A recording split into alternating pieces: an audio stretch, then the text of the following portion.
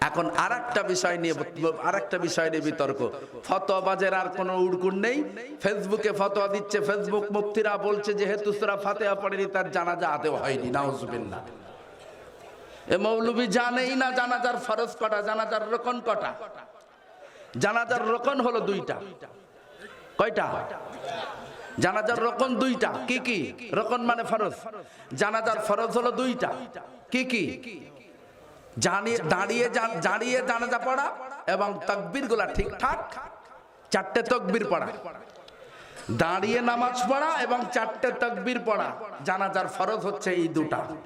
জানাজার ওয়াজিব হলো চারটা, মনে রাখেন। জানাজার ওয়াজিব চারটা। তাকবীর গুলা ঠিক সময় মতো আদায় করা, সানা পড়া, দরুদ পড়া, মাইয়িতের মাগফিরাতের জন্য দোয়া কামনা করা। তো এই চারটে কি আল্লামা আব্দুল মালিক সাহেবের মতো একজন উচ্চ পদস্থ আলেম বলেনি বলে মনে হয়? এত খোদাফিরু আলেম খুব কমই আছেন। তারপরেও ফতোয়াবাজি শুরু, বলছে তার জানাজা সম্পন্ন হয়নি, কেন না সূরা ফাতিহা পড়েনি। আরে আহমক, সূরা ফাতিহা পড়া জানাজার কোনো রকম নয়, কোনো ওয়াজিব নয়, কোনো ফরজ নয়। তুমি তার বিরুদ্ধে ফতোয়াবাজি করো। আস্তাগফিরুল্লাহ। জেনে রাখা দরকার, যারা সূরা ফাতিহা ছাড়া জানাজা আদায় করে, সূরা ফাতিহা ছাড়া জানাজা আদায় করার দলিল তাদের কাছে আছে। জোরে বলুন ঠিক কিনা?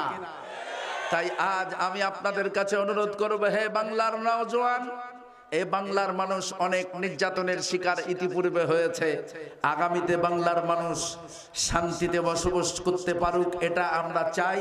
ভারতের মুসলমানেরা শুধু চাই তা নয়, পার্টিকুলার যখন জুলাই যোদ্ধারা নিজেদের বুক পেতে পেতে গুলি খেয়ে রাস্তায় শুয়ে পড়েছে, আল্লাহর কসম ভারতের প্রত্যেকটা মসজিদ থেকে দোয়া করা হয়েছে, আল্লাহ বাংলাদেশের মানুষগুলোকে হেফাজত করো, আল্লাহ বাংলাদেশের মানুষগুলোকে স্থিতিশীল করো।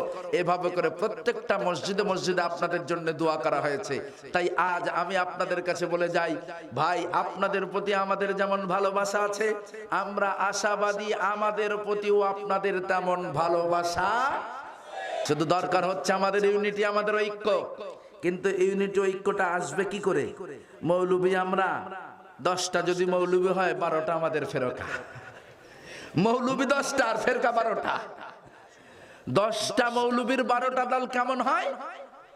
অনেকে প্রশ্ন করতে পারে, হুজুর মৌলবীর সংখ্যা যদি 10টা হয় তাহলে দল বা ফেরকা 12টা কি করে হয়? কিছু কিছু মৌলবী আছে এ ফেরকায় হাফ ও ফেরকায় হাফ, ওই জন্যই 12টা বলেছি। ফেরকার দল শুধু আমাদের ভিতরে। মক্কাতুল মুকাররমা 2017 সালে হজের নিয়তে গিয়েছি। ছোট্ট একটা দৃষ্টান্ত। ফরজ হজের জন্য 2017 সালে যখন মক্কায় গেলাম, কাবা বাইতুল্লাহর একেবারে সম্মুখে, মানে মুলতাজামের অতি কিনারায়, মাগরিবের সালাত আদায় করার জন্য আল্লাহ সুযোগ করে দিলেন। আব্দুর রহমান আস-সুদাইস, মক্কাতুল মুকাররমার ইমামদের হেড অফ দ্য লিডার যিনি, শেখ আব্দুর রহমান আস-সুদাইস, তার তেলাওয়াত একেবারে বাল্যকাল থেকে আমি শুনি এবং খুব ভক্তি সহকারে শুনি। আমি দোয়া করতাম আল্লাহর কাছে, আল্লাহ ওই মানুষটার হায়াতে জিন্দেগিতে আমার নসিবে ফরজ হজ করো, আমি যাতে তার পিছনে যে সরাসরি একটু নামাজ পড়ে আসতে পারি। তো আল্লাহ কবুল করেছেন। 2017 সালে ফরজ হজের নিয়তে আমি যখন মক্কায় গেলাম, কোন একদিন লক্ষ্য করে দেখলাম আমার স্বপ্নের নায়ক কারি আব্দুর রহমান আস-সুদাইস মাগরিবের সালাতের জন্য একেবারে কাবা বাইতুল্লাহর দরওয়াজা মুলতাজামের কিনারে দাঁড়িয়েছেন। মাগরিবের নামাজের তিনি ইমামতি করবেন। আমি দেখতে পাচ্ছি উনি আসছেন। আমার অন্তরে শিহরণ জাগলো। আমি দ্রুত একটু তার কাছাকাছি যেতে চাইলাম। সেকেন্ড কাতারে সুযোগ পেলাম, একটু গুতুগুতি করলে ফার্স্ট কাতারে সুযোগ পেতাম, কিন্তু গুতুগুতি করি নাই। সেকেন্ড কাতারে দাঁড়িয়ে আমি এক দৃষ্টিতে মানুষটার দিকে তাকিয়ে আছি। আল্লাহ, এই মানুষটার তেলাওয়াত আমি একেবারে বাল্যকাল থেকে শুনে আসি। আজকে প্রাণ ভরে প্র্যাকটিক্যালি তার পাশে দাঁড়িয়ে তার তেলাওয়াত শুনবো। এই জন্য আমি অনেক অধীর আগ্রহে বসে আছি। মাগরিবের আজান হয়ে গেল। যারা হাজী সাহেবান তারা বলতে পারবেন, মাগরিবের আজান হওয়ার সঙ্গে সঙ্গে সমস্ত হাজিরা দাঁড়িয়ে 2 রাকাত করে নামাজ পড়ে নেয়। কারণ আজানের সঙ্গে সঙ্গে জামাত শুরু হয় না, আনুমানিক 3-4 মিনিট পর জামাত শুরু হয়। তা যেহেতু কাবাকে সম্মুখে রেখে 1 রাকাত নামাজ পড়া আর বাংলাদেশের বাইতুল মোকাররমকে সম্মুখে রেখে 1 লক্ষ রাকাত নামাজ পড়ার সমান, এই জন্য কোনো হাজী সাহেব সময় নষ্ট করেন না। যেহেতু 3-4 মিনিট পরে জামাত হবে, এই ফাঁকে 2 রাকাত শুকরিয়া নামাজ পড়ে নেই বলে সব হাজিরা দাঁড়িয়ে নামাজ পড়ছেন। আমি এক দৃষ্টিতে আব্দুর রহমান আস-সুদাইসের দিকে তাকিয়ে আছি, গভীর মনোযোগ। এখন আমার পাশে 2 জন বাঙালি হাজি, মানে বাংলাদেশি হাজি, তারাও যথারীতি নামাজে দাঁড়িয়েছেন। তবে আমি সেদিন শুকরিয়ার নামাজ না পড়ে চুপচাপ কারি সাহেবের দিকে তাকিয়ে আছি। আমার আর এক পাশে আর একজন নাইজেরিয়ান, তিনি নামাজে দাঁড়িয়েছেন।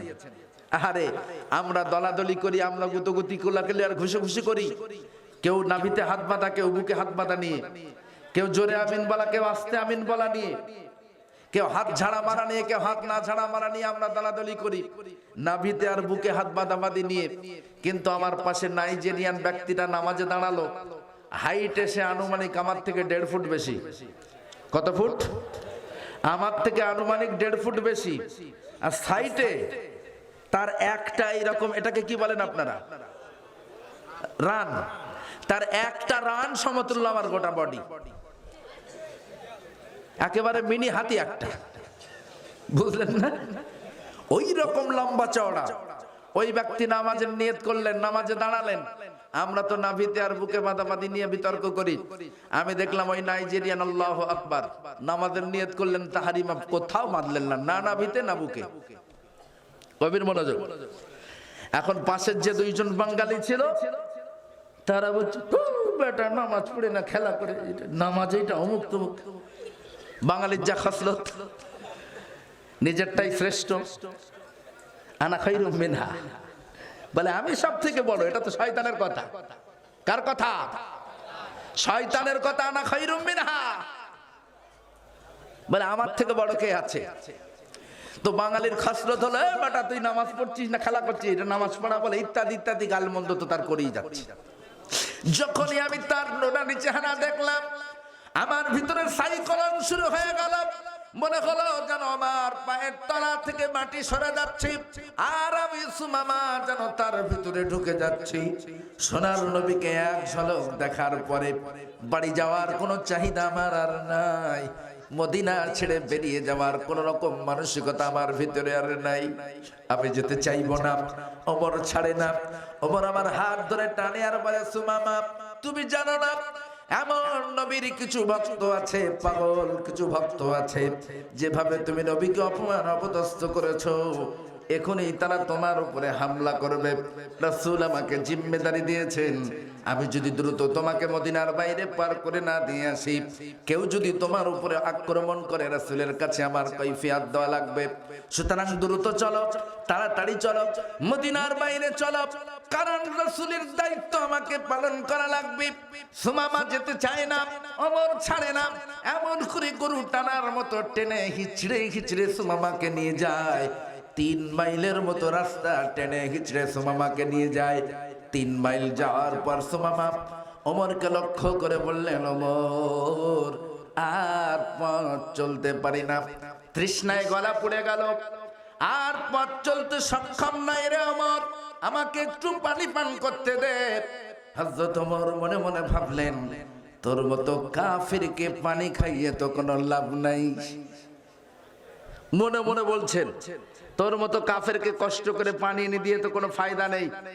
দূরে একটা কুয়া দেখিয়ে বলে দিলেন, ওই যে কুয়া আছে ওইখানে যা, ইচ্ছা মতো পানি তোলার খা, বাধা দেওয়ার কেউ নাই। সুমামা নিজেই কুয়ালেন, চাহিদা মতো পানি পান করলেন, ওই পানি দিয়ে গোসল করলেন, উযু করলেন। অতঃপর মনের আজান্তে চিৎকার দিয়ে বলে উঠলেন, আশহাদু আল্লা ইলাহা ইল্লাল্লাহু ওয়া আশহাদু আন্না মুহাম্মাদান আবদুহু ওয়া রাসূলুহু। জোরে বলি আল্লাহু আকবার। হযরত ওমর আল্লাহু আকবার বলে চিৎকার দিয়ে সুমামার দিকে কাঁদতে কাঁদতে গিয়ে বললেন, সুমামা, ও সুমামা, আমিও তোমার মতো নঙ্গা তলোয়ার নিয়ে বেরিয়েছিলাম। আইনা মুহাম্মদ, আইনা মুহাম্মদ। কোথায় মোহাম্মদ, কোথায় মোহাম্মদ, এমন করে মোহাম্মদ কোথায়, এভাবে করে মোহাম্মদকে তালাশ করছো। আমি নঙ্গ তলোয়ার নিয়ে বেরিয়েছিলাম, কিন্তু যখনই আমি সোনার নবীর মুখমণ্ডল দর্শন করি, সোনার নবীর নূরের চেহারা যখনই আমি দেখি, আলটিমেটলি আমার ভিতরে এমন নরমিয়াত চলে আসলো। আমি মোহাম্মদকে কতল করা তো দূরের কথা, আমার গর্দানটা মুহাম্মাদুর রাসূলুল্লাহর কদমে দান করে দিয়েছি। আরো জোরে বলুন সুবহানাল্লাহ। সুমামারে, যেহেতু তুমি ইসলাম কবুল করেছ, আর তোমার সঙ্গে আমার কোন রকম বিরোধ নাই, কিন্তু তুমি জানো না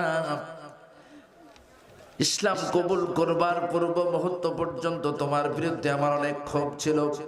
যেহেতু রাসূল জিম্মেদারি দিয়েছেন, এই জন্য রাসূলের দায়িত্ব পালন করবার জন্য আমি বিনম্রভাবে তোমাকে বর্ডার নিয়ে চলে যাচ্ছিলাম। তবে পরে আমি সুযোগ পেলে তোমাকে ছাড়তাম না। চলো, আর দেরি নয়, এখনই মসজিদে নববীতে চলো। সোনার নবী রাসূলুল্লাহর কাছে নিজে হাতে হাত দিয়ে কালিমা পড়বে। চলো। হযরত ওমর এবং সুমামা দুইজনেই আবার ফিরে আসেন মসজিদে নববীর দিকে। যেহেতু সুমামা রাস্তা চেনে না, ওমরের সঙ্গেই আসতে বাধ্য হলেন। একেবারে মসজিদে নববীর কিনারায় যখন চলে আসলেন, নববী শরীফ যখন দেখতে পেলেন, সুমামা ওমরের হাত থেকে হাতটা ছাড়িয়ে নিয়ে দৌড়ে সুমামা একাই রাসূলের কদমের কাছে যেয়ে পড়লেন। রাসূলের কদম যুগল জড়িয়ে ধরে দর করে চোখের পানি ছেড়ে দিয়ে কাঁদতে লাগলেন। বিশ্বনবী বললেন, সুমামা, সম্ভবত মদিনার কোন মানুষ তোমার উপরে হামলা করেছে, তোমাকে বুঝি কেউ পাথর ছুঁড়েছে? হযরত সুমামা চোখের পানি ছেড়ে দিয়ে কাঁদেন আর বলেন, না ইয়া রাসূলুল্লাহ, আমাকে কেউ মানে নাই, কেউ আমাকে ভৎসনাও করে নাই, বরং আমার অন্তর্চক্ষু খুলে গেছে, আমার যে হালাত মুছে গেছে, আমি নিজে অনুভব করতে পেরেছি রব্বুল আলামিন আপনাকে নবুয়ত দিয়েছেন। আপনি যদি নবী না হতেন, আমার মস্তকটা বডির উপরে থাকার কথা ছিল না। সুতরাং আমার ভাইরা, আজ আমি আপনাদেরকে বলতে চাই, এভাবে করে রাসূলের আদর্শে যদি আমরা আদর্শিত হতে পারি, রাসূলের মহানুভবতা যদি আমাদের ভিতরে আসতে পারে, আমরা যদি মহানুভবতায় পরিপূর্ণ হতে পারি, তাহলে আমার ডাইনে বামে সম্মুখে পিছনে নন মুসলিম যারা আছে, রাম শ্যাম যদু মধু যারা আছে, তাদের বিরুদ্ধে অস্ত্র উঁচু করার প্রয়োজন নেই, বরং তারাও একদিন তাদের ভুল ভেঙে ইসলামের সুচাল ছায়ায় আসবে ইনশাআল্লাহ।